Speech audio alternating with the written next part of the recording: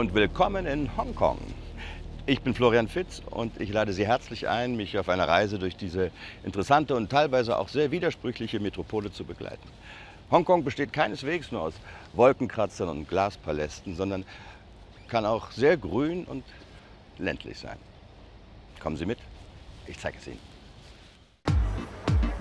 Langsam rumpelt die Peak Tram die steile Trasse nach oben, über dicht bebaute Berghänge und durch subtropische Vegetation. 135 Jahre hat sie auf dem Buckel, eine der ältesten Standseilbahnen der Welt. Die Endstation, der Peak Tower. Auf knapp 430 Metern über dem Meeresspiegel herrscht auf der Aussichtsplattform bereits dichtes Gedränge. Ein Selfie vor der spektakulären Skyline. Hier oben auf dem Victoria Peak genießen Nicole und ich den Blick auf Hong Kong Island, Kowloon, den Victoria Harbour und die vorgelagerten Inseln. Ein kleiner Spaziergang vor grüner Kulisse auf der Findlay Road führt uns vorbei am Lions Pavilion, einem Torbogen im chinesischen Stil und ein beliebtes Fotomotiv.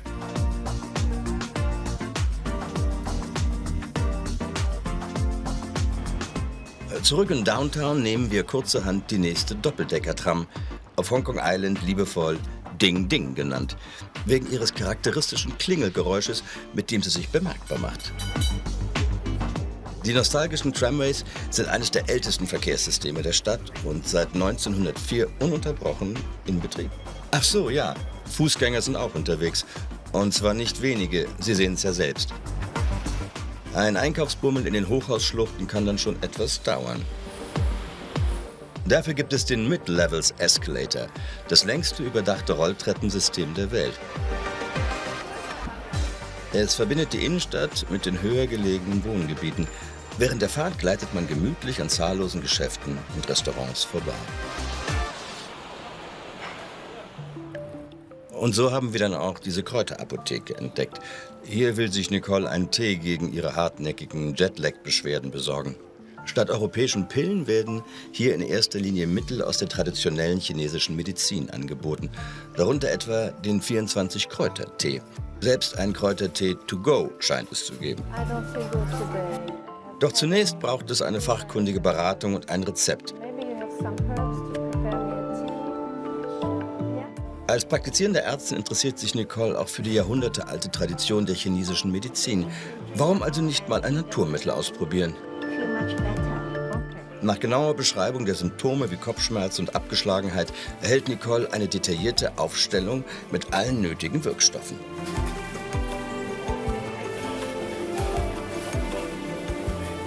Das Rezept wird dann am Kundendesk vorgelegt. Die entsprechenden Kräuterbestandteile werden peinlich genau zusammengestellt. Der Zaubertrank für Obelix, der wurde auch hier hergestellt. Zum Glück ist alles vorrätig. Nach einiger Zeit haben wir alles zusammen. Eine letzte Kontrolle, alles korrekt. Ich will dann noch wissen, wie wir den Tee zubereiten und wie lange er ziehen soll. Aha, 45 Minuten. Das ist sehr lange, aber gut, er soll ja auch wirken.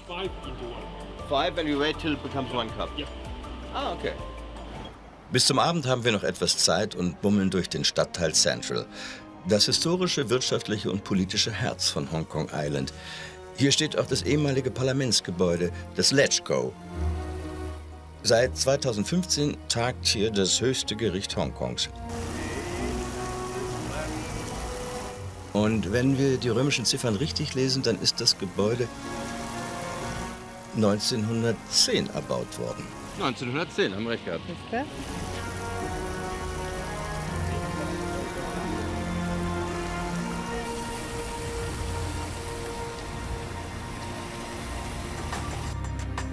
Bootstour in Aberdeen, auf der Südseite von Hong Kong Island. Jede Menge Hochhäuser umrahmen den Hafen, der heute wie damals den Booten vor Taifunen Schutz bietet. Neben teuren Yachten tuckern traditionelle Sampangs vorbei. Der Hafen ist Heimat vieler Fischerfamilien, die vor zig Jahren aus der Provinz Guangdong eingewandert sind. Die Boote waren Arbeitsplatz und Wohnort gleichzeitig. Dieses Hausboot ist heute ein Museum. Eng ist es gewesen. hier in der Schlafkajüte.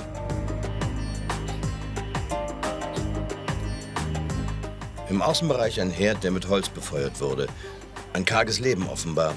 Die meisten Fischerfamilien sind in feste Behausung übergesiedelt.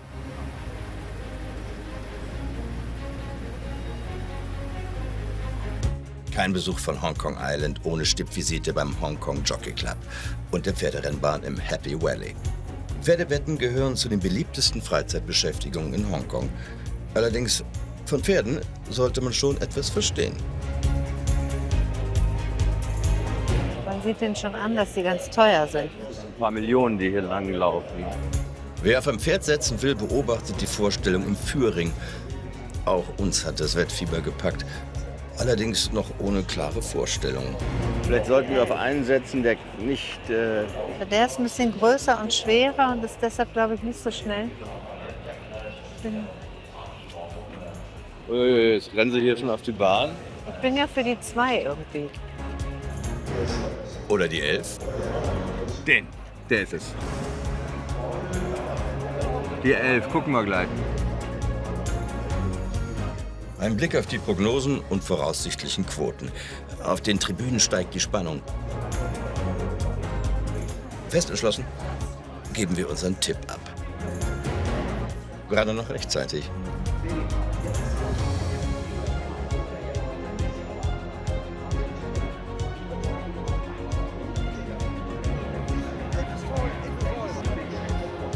Ich habe gesagt, 11 gewinnt.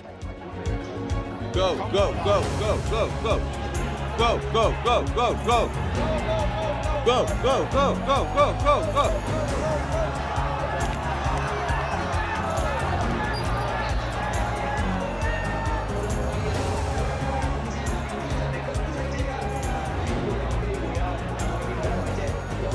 Acht hat gewonnen.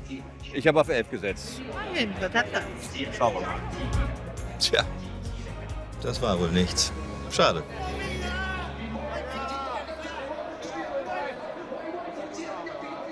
Der nächste Tag. Wir sind in Kowloon. Genauer im West Kowloon Cultural District. Hier ist das Hong Kong Palace Museum angesiedelt. Es umfasst 9 Galerien, in denen rund 1000 Artefakte aus dem Pekinger Palastmuseum ausgestellt sind. Viele der Schätze wohl unbezahlbar. Exponate aus der verbotenen Stadt. Hier ein Wandbild, das zeigt, wie Vasallen des chinesischen Reiches dem Kaiser Abgaben entrichten. Ein zeremonieller Rock des Kaisers Kangxi Ende des 17. Jahrhunderts. Und ein Thron aus indischem Sandelholz, Meisterwerke chinesischer Handwerker. Auch Einflüsse aus Europa sind belegt, so zum Beispiel eine Porzellankanne mit erkennbar italienisch-französisch anmutenden Motiven. Die Kunsthistorikerin Daisy Wang hat an der Ausstellung selbst mitgewirkt und führt uns zu einer vergoldeten Kupferritualglocke aus dem Jahre 1761 während der Qing-Dynastie.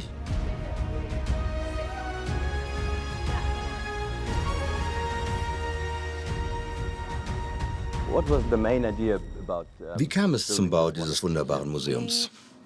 Wir haben uns an den Direktor des Pekinger Palastmuseums gewandt. Wir mochten beide diese Idee, auch in Hongkong ein Palastmuseum zu errichten. Das war 2015, also vor etwa 10 Jahren. Am Nachmittag schippern Nicole und ich auf der legendären Star Ferry durch den Victoria Harbour.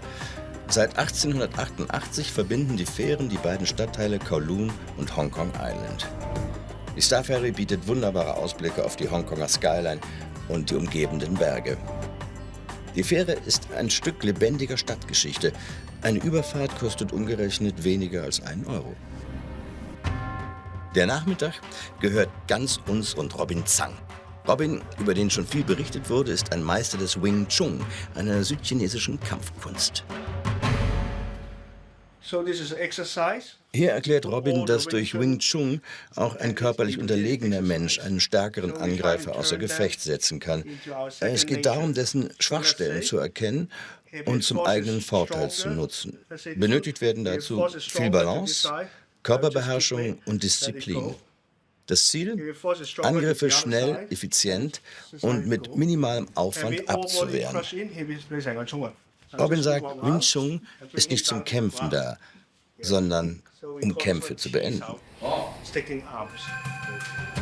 Das sieht alles so einfach aus, aber wir wissen, dass dazu viel Training und Disziplin nötig sind. Wir lehren unsere Schüler nicht nur Kampfkunst, sondern auch Disziplin. Viele Eltern schicken ihre Kinder genau deshalb hierher, damit sie Disziplin lernen.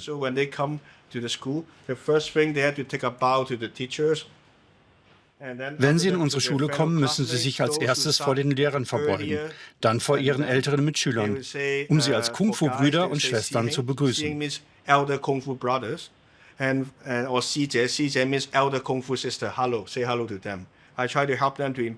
Ich helfe ihnen, sich zu verbessern, nicht zu klagen, sondern sie an ihre Grenzen zu bringen. Denn die Schüler wissen ja nicht, wie gut sie sind, solange sie nicht ihre Grenzen austesten. Jetzt aber die praktischen Übungen. Robin zeigt Nicole, warum Balance und Körperbeherrschung so wichtig für die eigene Verteidigung sind. Denn wer stabil steht, kann kaum aus der Bahn geworfen werden. Körperkontrolle wiederum ermöglicht schnelle, kraftvolle Bewegung auf engem Raum.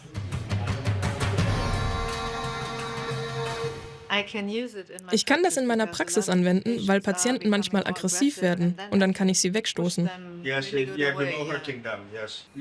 Kraftvoll wegstoßen, das ist gar nicht so leicht und kann doch gut geübt werden. Dazu dient dieser Holzpfahl, an dem 4 Querhölzer als Arme und Beine befestigt sind. Eine Art Gegner, kennt man ja vielleicht aus Kung-Fu-Filmen. Robin erklärt mir, dass es nicht genügt, einfach Druck auf den anderen Körper auszuüben. Entscheidend ist vielmehr, dass der Stoß mit der Unterstützung des ganzen Körpers ausgeführt wird. So etwa. Yeah. Yeah, I mean, you're very good. Yes, lower here. Go. Yes. Go. Ja, tatsächlich, der Unterschied ist gewaltig. Yes. Die Nathan Road, sozusagen der Kudamm von Kowloon. Wer shoppen will, wird garantiert fündig. Etwas abgekämpft schlendern wir durch die Ladenzeilen. Wie wäre es mit einem neuen Maßanzug? Oder einer neuen Uhr? Vorzugsweise aus Schweizer Produktion.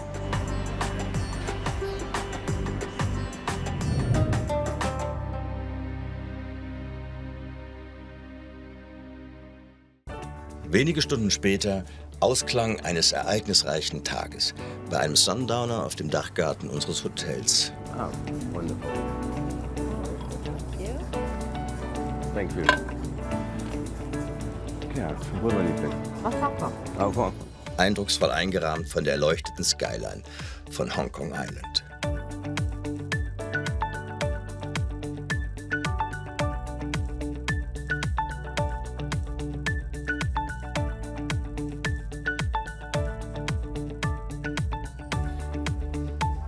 Der Blick aus dem Fenster über den Victoria Harbour ist atemberaubend. Wir sitzen zu Tisch im Carry Hotel bei einer Auswahl kantonesischer Spezialitäten. Dazu ganz traditionell ein Jasmin-Tee. Die Küche, so viel steht fest, hat sich wirklich etwas einfallen lassen.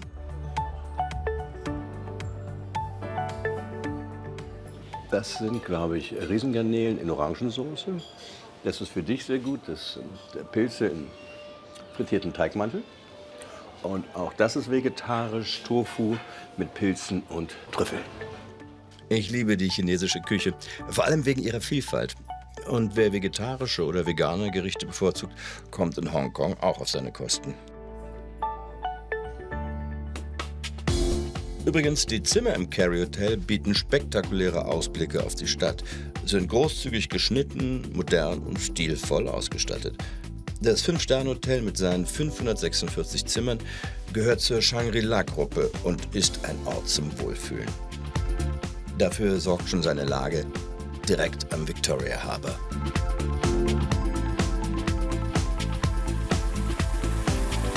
Als Frühaufsteher hat mich besonders die Poollandschaft angesprochen.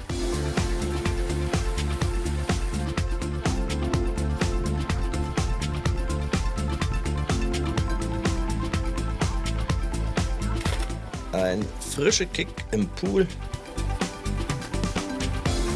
vor dieser Panoramakulisse. Ein echtes Erlebnis. Aber jetzt ist es langsam Zeit für einen weiteren Streifzug durch Hongkong. Der Tag verspricht spannend zu werden. Dort, wo Hongkong ganz anders, und zwar eher ländlich ist. Wir sind auf der Insel Lantau. Unser Weg führt zunächst hinüber zum Kloster Lin Po, gegründet vor über 100 Jahren und heute ein bedeutendes buddhistisches Zentrum.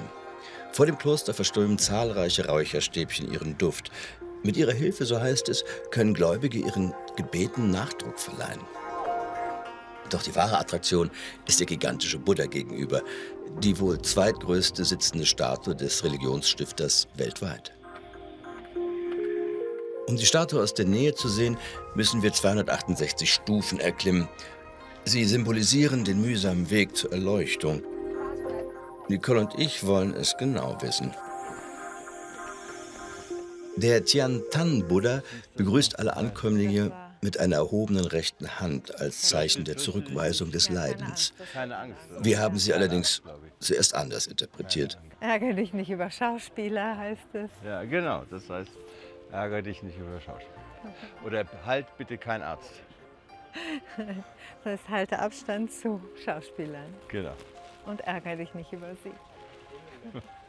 Wollen wir einmal rumgehen? Die Statue ist von 6 kleineren Bronzegöttern umgeben, die dem Buddha Symbole der 6 Tugenden entgegenstrecken. Freigebigkeit, Geduld, Meditation, Sittlichkeit, stetes Bemühen und Weisheit.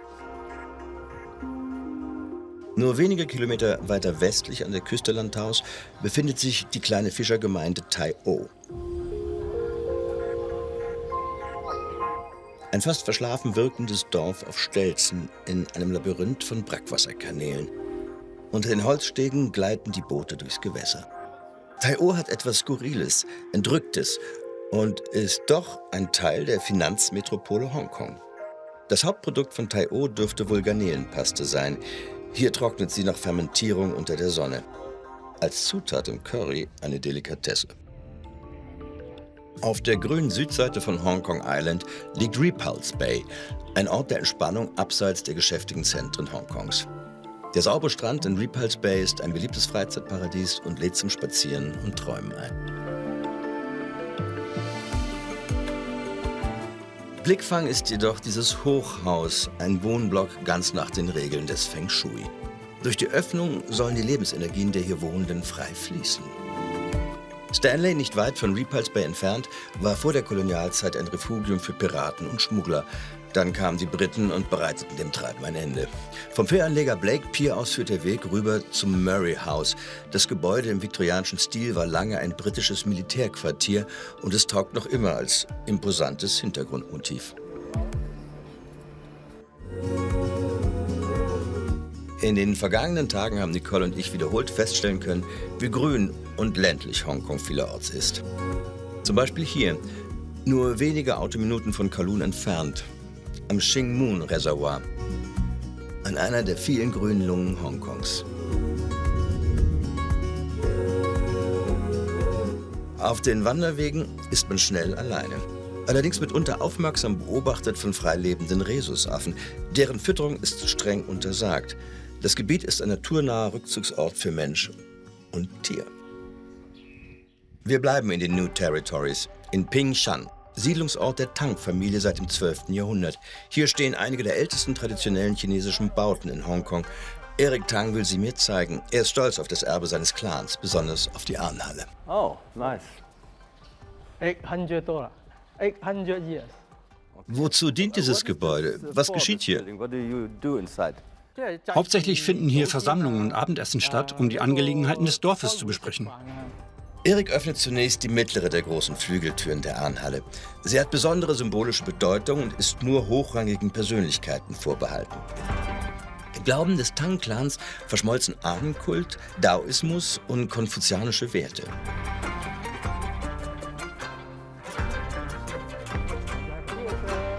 Unter den geschnitzten hölzernen Dachornamenten gehen wir vor zum Altar mit den Ahnentafeln.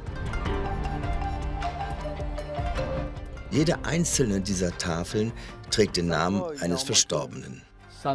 Es ist ein Ort, an dem wir unsere Ahnen verehren, damit sie ihre Nachkommen schützen.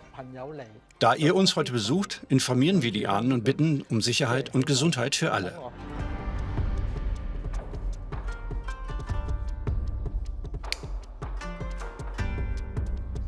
Erik ist der Letzte, der die Clan-Tradition und die Erinnerung an seine Ahnen am Leben hält. In seiner Verehrung liegt auch Dankbarkeit für das, was seine Vorfahren im Laufe der Zeit für die Dorfgemeinschaft geschaffen haben. Pingshan war jahrhundertelang eine sehr aktive bäuerliche Gemeinde. In den reich verzierten Innenhöfen fand das gesellschaftliche Leben statt, in Tempeln, Gasthäusern und Schulräumen für nachkommende Generationen. Wer die Tradition Chinas verstehen will, der sollte auch einen Blick auf seine frühe, hochentwickelte Esskultur werfen. Ess- und Trinkgefäße, ein mehrteiliges Picknickset für die Reisenden auf der Seidenstraße aus der Tang- und Song-Dynastie vor 1000 Jahren. Reich verzierte Krüge, ein Ausdruck kaiserlicher Etikette. An diesem Multimedia-Tisch im Palastmuseum können Nicole und ich spielerisch nachvollziehen. Essen und Trinken bildeten in China seit jeher eine feste, beständige Größe. Und beim Anblick dieses jahrhundertealten, aus Elfenbein geschnitzten Fischerbootes wird klar, viel hat sich bis heute nicht geändert. Hier in Sai Kung im Osten der New Territories haben am Morgen die Fischer mit ihren Booten angelegt. An Bord alles, was die Küstengewässer zu bieten haben. Aus dem Meer direkt zur Kundschaft. Frischer geht es nicht.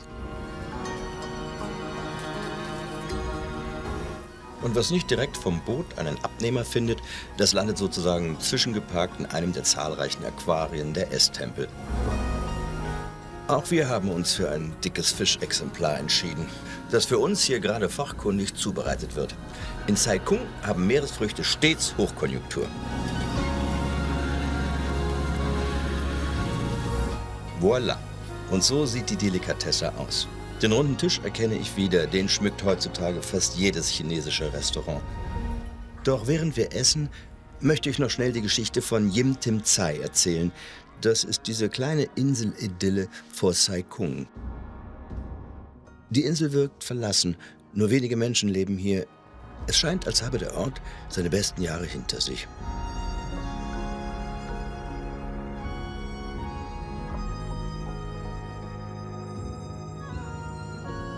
Über der kleinen Anlegestelle thront die katholische St. Josefskirche, erbaut 1879. Das Gotteshaus mehrfach renoviert, aber an den Häusern der Kirchengemeinde rundherum nagt der Zahn der Zeit.